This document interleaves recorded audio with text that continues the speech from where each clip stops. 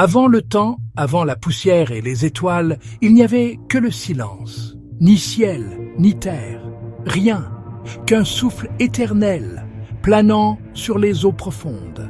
Et dans ce silence, une voix se leva, une parole, pure et puissante, que la lumière soit.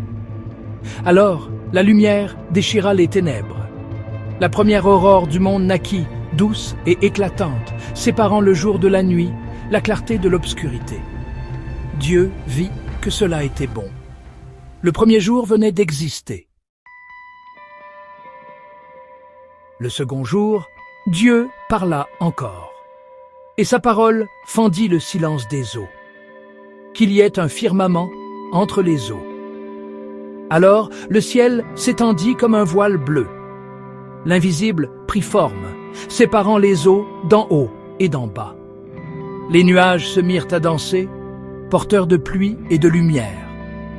Et Dieu vit que cela était bon. Le troisième jour, Dieu commanda que les eaux se rassemblent et que la terre apparaisse. Alors les mers s'enfuirent en chantant vers les profondeurs, laissant surgir les montagnes, les vallées, la poussière féconde. Dieu dit encore que la terre produise la verdure, les arbres portant leurs fruits selon leur espèce. Et la terre obéit. Des herbes fraîches couvrirent les plaines, des fleurs s'ouvrirent en silence, et les arbres offrirent leurs fruits à la lumière. Dieu contempla ce monde verdoyant, et il vit que cela était bon. Le quatrième jour, Dieu éleva sa voix, et le ciel s'embrasa. Qu'il y ait des lumières dans le firmament du ciel pour séparer le jour de la nuit. Alors le soleil s'alluma comme un feu d'or, la lune s'éleva comme une perle d'argent, et les étoiles s'éparpillèrent, innombrables, comme les pensées éternelles de Dieu. Chacune prit sa place, mesurant les jours, les saisons, les années. Et Dieu vit que cela était bon. Le cinquième jour, la mer s'anima.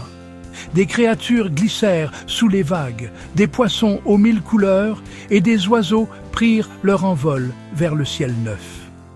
Dieu bénit leurs mouvements et dit « Croissez, multipliez, remplissez les mers et les cieux. » Et la joie de la vie parcourut la création. Le sixième jour, Dieu façonna la terre d'une nouvelle parole, que la terre produise des êtres vivants selon leur espèce.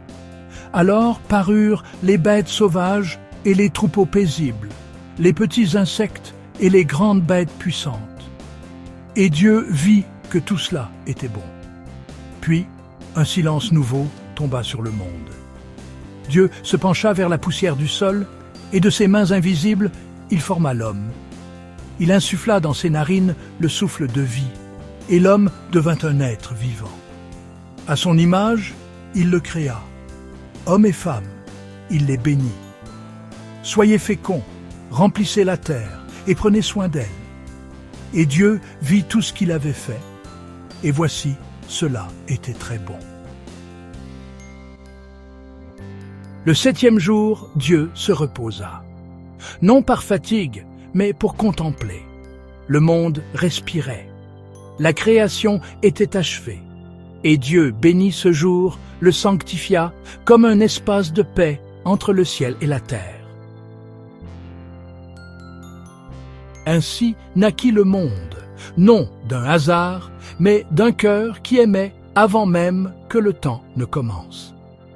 Chaque étoile, chaque souffle, chaque battement de vie est encore le reflet de cette première parole. Que la lumière soit.